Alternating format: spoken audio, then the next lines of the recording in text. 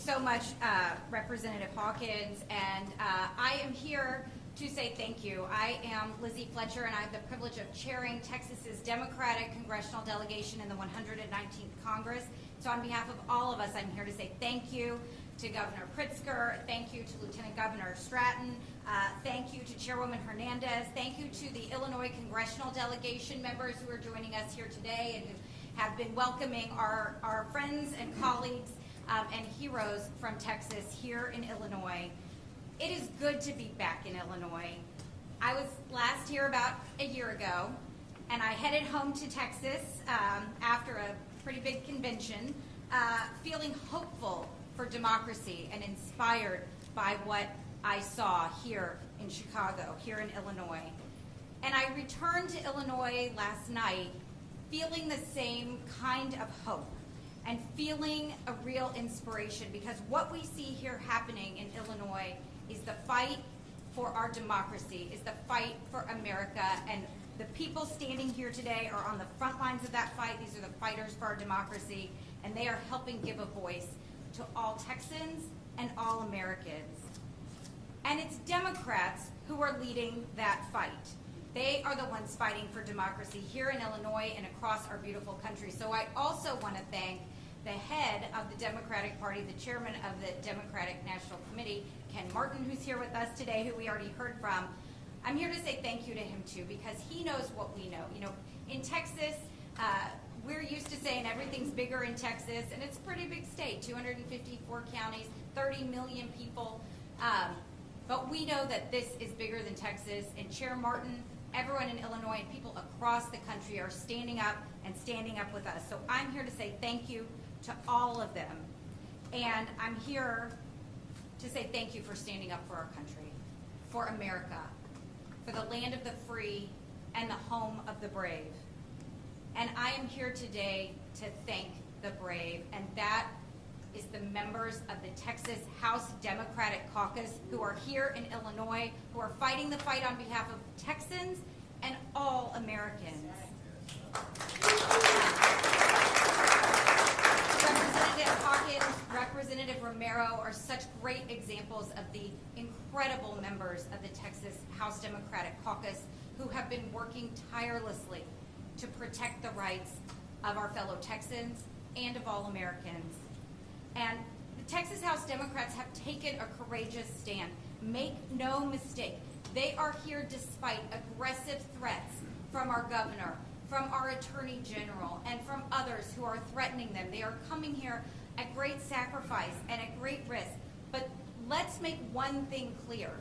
They are here to do their jobs, and they are doing their jobs by being here.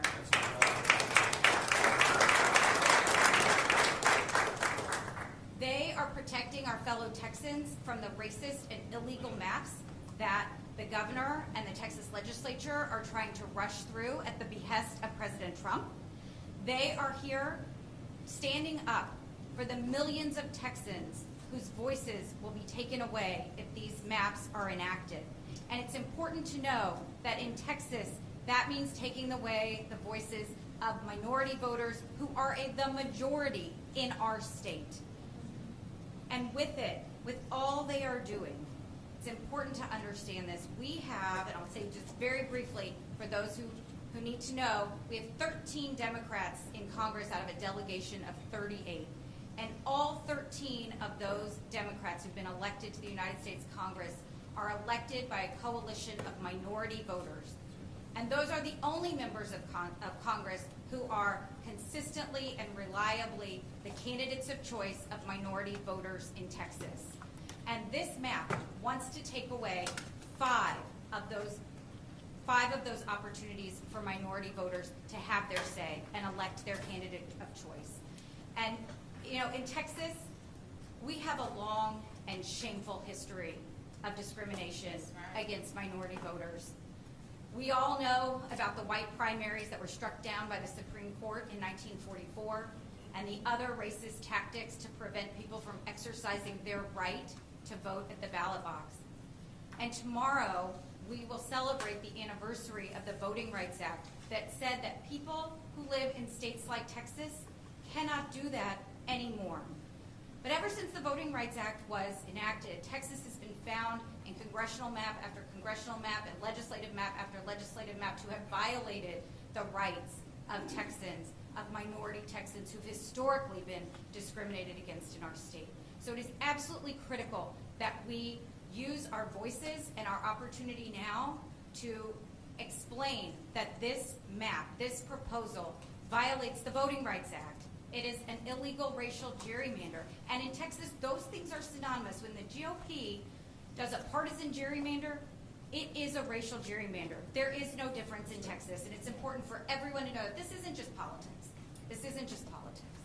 So it's important that everyone across the country know and understand that we're fighting for the rights that are enshrined in the Voting Rights Act and of the rights of every single American to have a say and the ability to exercise their right to vote in our country. And so Texas Democrats are here to do that, and I am so proud to see my representatives, my friends and colleagues taking a stand for all Texans. And with it, with this stand they're taking, they're inspiring the nation. And that's important because we need to know across the country what's happening and what's at stake. Over the last 6 months, we have seen an unprecedented and un-American power grab by the White House. And we've seen Republicans in Congress and now Republicans in Texas at every turn, letting it happen and sometimes cheering it on.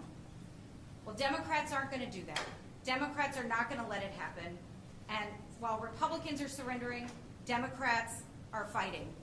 Texas Democrats are fighting.